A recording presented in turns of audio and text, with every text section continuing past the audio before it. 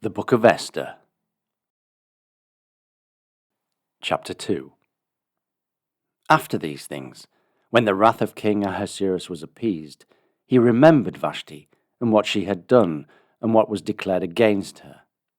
Then said the king's servants that ministered unto him, Let there be fair young virgins sought for the king, and let the king appoint officers in all the provinces of his kingdom, that they may gather together all the fair young virgins unto Shushan the palace, to the house of the women, unto the custody of Hegi the king's chamberlain, keeper of the women, and let their things for purification be given them.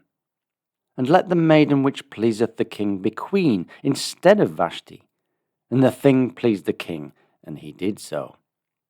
Now in Shushan the palace there was a certain Jew, whose name was Mordecai, the son of Jair, the son of Shimei, the son of Kish, a Benjamite, who had been carried away from Jerusalem with the captivity, which had been carried away with Jeconiah king of Judah, whom Nebuchadnezzar the king of Babylon had carried away.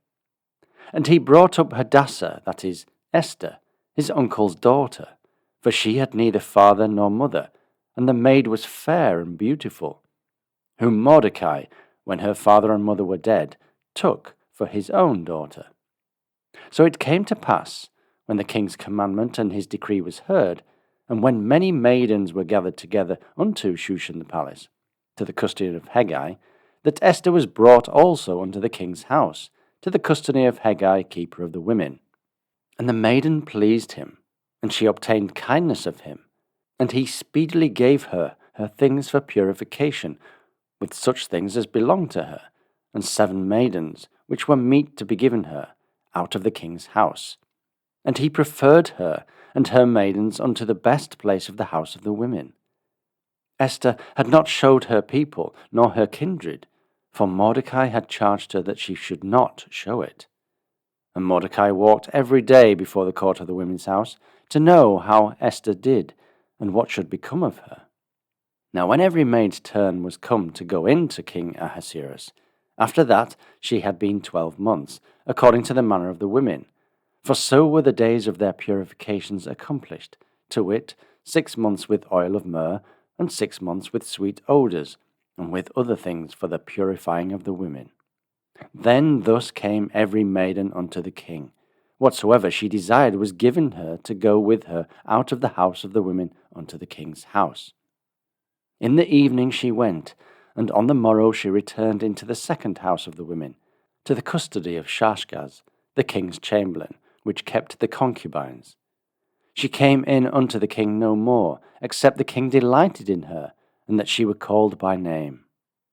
Now when the turn of Esther, the daughter of Abihail, the uncle of Mordecai, who had taken her for his daughter, was come to go in unto the king, she required nothing but what Hegi the king's chamberlain, the keeper of the women, appointed. And Esther obtained favour in the sight of all them that looked upon her. So Esther was taken unto King Ahasuerus into his house royal in the 10th month, which is the month Tebeth, in the 7th year of his reign. And the king loved Esther above all the women, and she obtained grace and favour in his sight more than all the virgins, so that he set the royal crown upon her head, and made her queen instead of Vashti. Then the king made a great feast unto all his princes and his servants, even Esther's feast, and he made a release to the provinces, and gave gifts, according to the state of the king. And when the virgins were gathered together the second time, then Mordecai sat in the king's gate. Esther had not yet showed her kindred, nor her people, as Mordecai had charged her, for Esther did the commandment of Mordecai, like as when she was brought up with him. In those days, while Mordecai sat in the king's gate, 2 of the king's chamberlains, Bigthan and Teresh, of those which kept the door, were wroth, and sought to lay hands on the king Ahasuerus. And the thing was known to Mordecai, who told it unto Esther the queen, and Esther certified the king thereof in Mordecai's name. And when inquisition was made of the matter, it was found out. Therefore they were both hanged on a tree, and it was written in the book of the Chronicles before the king.